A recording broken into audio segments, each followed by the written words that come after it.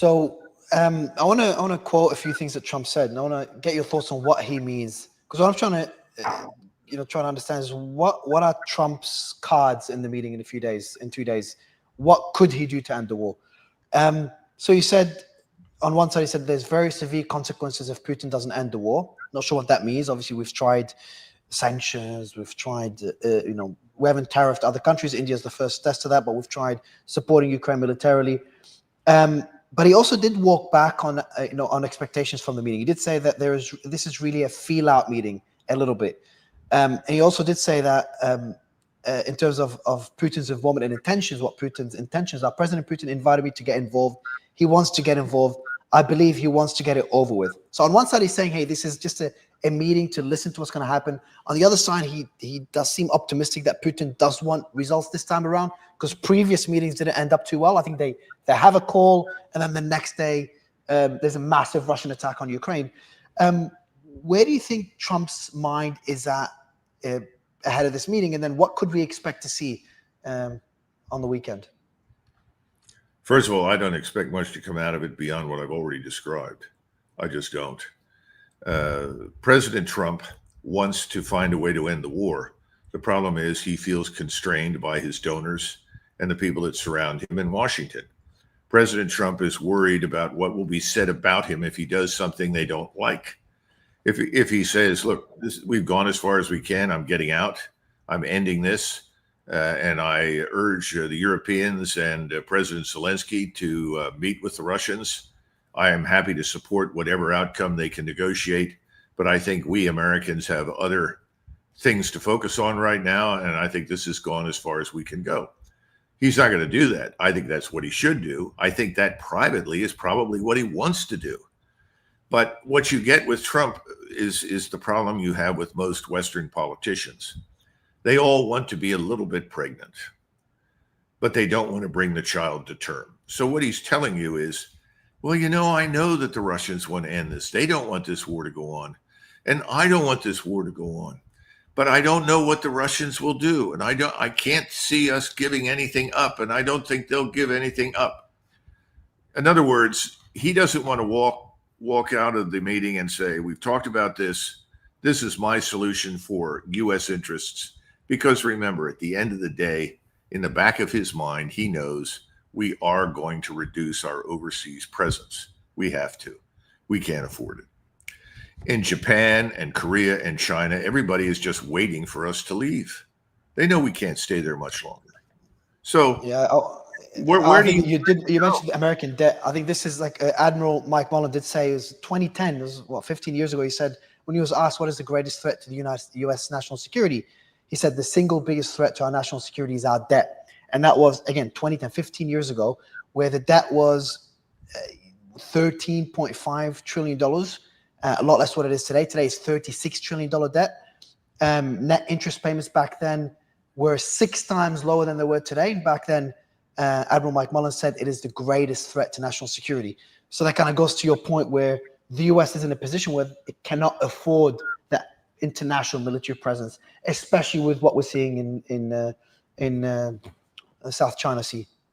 And I think you've got to also take into consideration, you go back to the narrative with which you started. And this is the false narrative created in London, primarily, as well as in Langley, that says Russia today is the Soviet Union. Putin is essentially Stalin. That's all nonsense. Russia has no interest in marching into Poland or anywhere else. I mean, if you go all the way back to the beginning of this, and I remember when everyone was saying, oh, Macgregor's a Putin agent, he's this. I said, well, wait a minute. You can't have it both ways. You say on the one hand, the Russian army is incompetent, it's too small, it can't fight. Then you come back and say, but Russia's prepared to conquer Eastern Europe. Now, which of these narratives is accurate? Well, I think we know in the spring of 2022 that Putin, after he sat down with the general staff in May and June, said, the army's too small. It needs to be larger. We have underestimated the enemy. And when he said the enemy, he wasn't so much talking about Ukraine, he was talking about us. I don't think he ever really believed that we were full of so much hatred and hostility to Russia that we would pour hundreds of billions of dollars into trying to destroy the country. I don't think he believed that. And so he had a come to Jesus meeting with the general staff. And they said, it's going to take us this many months to build up. And then you got this Surovikin line, the Surovikin strategic defensive line. The Russians consolidated.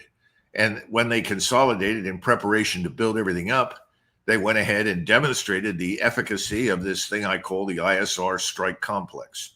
Intelligence, surveillance, reconnaissance platforms at every level, from seabed to space, linked to all of the rocket artillery, missile systems, and conventional artillery systems, to the point where within a few seconds to a few minutes, you could strike any target that threatened you. And once they were inside this defense, our brilliant generals in the United States Army and the British Army all advised the Ukrainians to beat themselves to death against these defenses they couldn't possibly penetrate. And so Ukraine began to lose hundreds of thousands of people. Then finally, when Ukraine was practically bled white, then the Russians began to move again with a new army that they had built almost from scratch, with a manufacturing base that was completely mobilized to outproduce anybody in the world. And they moved. Now they've won it. It's taken them more time than they would have liked, but Putin is also being very sensitive to Russian casualties. And he sees no point in sacrificing Russian life unnecessarily. And so he has moved much more slowly, cautiously, and deliberately with the military than any of his predecessors in the history of that country.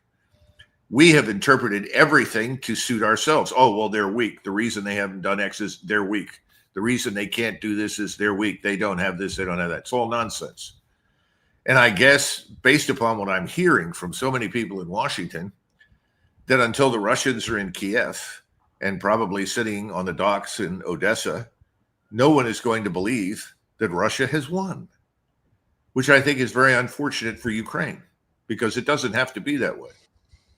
What about Europe's position in all this? So we've seen the US cut their aid. Now Europe is buying weapons from the US to supply Ukraine.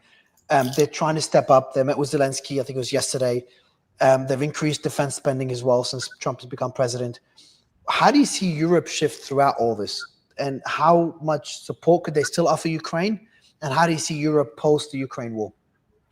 Well, I saw some information this morning, and I can't verify all of it, but it suggests that the Europeans now, for the first time since this war in Ukraine began, are actually spending more money on equipment and ammunition and so forth for Ukraine than we are, which I think is interesting. I think we have to understand that just as the American people feel divorced and alienated from their government for a whole range of reasons, the situation in Europe, Western Europe in particular, is much worse. I think what the governments say, what the ruling political classes argue for, and what the populations that live in France and Great Britain, Germany, probably Scandinavia, though I'm not as confident that that's true, because the Scandinavians have always had the unfortunate position to be on the rim of everything, but at the same time, it's been a great benefit to them. The problem is that it encourages delusional thinking, much as we have in the United States. But the vast majority of Europeans that I'm dealing with, and the polling data that I'm looking at from Poland, from the Polish border all the way to France, no one is interested in going to war with Russia. Nobody. So what have we got? We've got an elite that wants to stay in power. And they have been beating the drum for war and insisting that Russia is this dangerous force that is imminent in terms of its ability to attack and overrun Europe. I think that mantra is wearing out. I think people in Europe and these European states are fed up and frustrated. And remember, just as we have problems here at home that we absolutely must address, I would argue the situation inside Great Britain and France and Germany, Italy, elsewhere is actually more acute, more serious. So the bottom line is, I think these governments are going to turn over. Yeah, I've spent a lot of time. But first, your figures are correct, what you saw online. I just checked it now. As of June, I think it's as of June, as of spring this year, Europe spending is outpacing US spending in support of Ukraine. But in terms of the situation in Western Europe, yes, they do face a lot of the same problems as the US, and in some cases it is more acute, especially when it comes to free speech and the kind of populist movement in some countries. I've met many of those leaders earlier this year. So how long do you think Europe could still support Ukraine, and to what extent? And how much strength, military strength, does Europe have with that increased spending relative to Russia's wartime economy? Well, remember that spending doesn't equal military capability. And what they're producing is not necessarily for themselves at this stage, but to ship to Ukraine. I think Europe is extremely weak. I don't think they have the military power at their disposal to suppress an internal revolt or rebellion if it comes up. And I think that's in the offing, and people are worried about it. I don't know how many times I've had friends in Britain call me and tell me that the British Army is woefully undermanned to deal with what they think is an inevitable civil war. So I don't think any of this is going to translate into the kind of military power that we normally associate with NATO, which is military power designed to protect NATO from an external enemy. I think that's at an all-time low. So this doesn't present any real threat to Russia. In fact, whatever Europe sends over is more of an irritant than anything else, and it's going to be destroyed in any case because there are very few people to man anything. I mean, the manpower drain in Ukraine is beyond belief. They're trying to field battalions of old men and boys. So I don't think the Russians are particularly worried about it. You know, NATO is think of NATO as a terminal patient. In other words, the patient's close to death. It's lying on the slab. It's on life support. And the solution to NATO's problems is to give it a haircut and a shave. But the patient's dying. It needs a heart transplant. It needs organ transplants in many other areas. It can't be reduced in age. It's too old.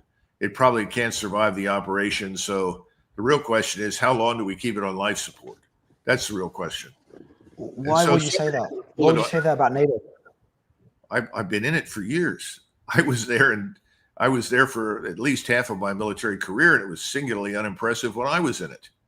You're talking about an alliance that consists of a herd of cats. You've got, what, 32 members now? When I was there were 19. And then when I left, we were up to, I think, 23 or 24. Getting the so-called NATO allies to move in any given direction was practically an insurmountable obstacle. All of the Europeans, generally speaking, would listen to us because they saw the NATO alliance as an avenue of communication and potentially money that ran back to Washington.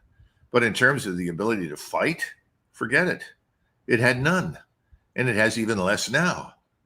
And now it's very obvious that the way NATO forces are organized, trained, and equipped, there's no chance for success on the battlefield that the Russians have created.